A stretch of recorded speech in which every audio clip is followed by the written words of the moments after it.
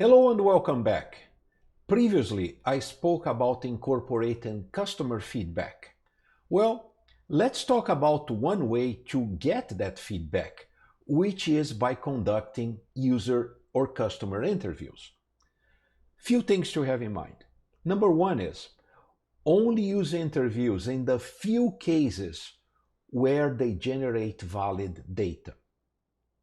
And be aware to only collect preference data after they, the customer, the user, have used the design for a considerable amount of time and they have a real feeling for how well it supports them. Now, here's a funny thing.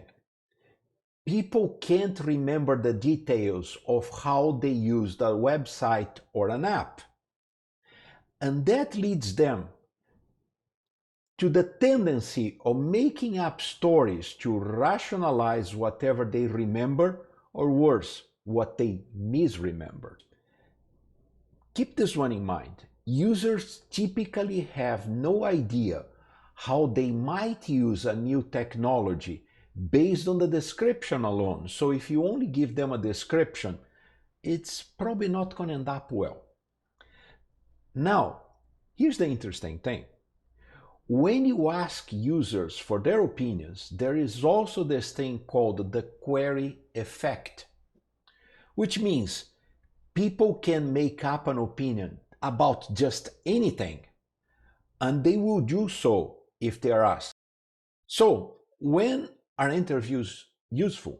Well, they're very useful to explore users or customers' general attitudes or how they think about a problem.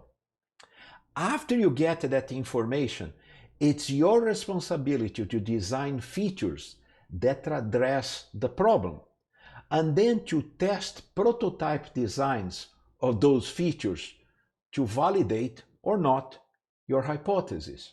Departing thoughts, interviews are great supplements to the other usability methods. And if you can only do one thing because of budget or time constraints, or both, do user testing. I hope you like this video. Thank you very much.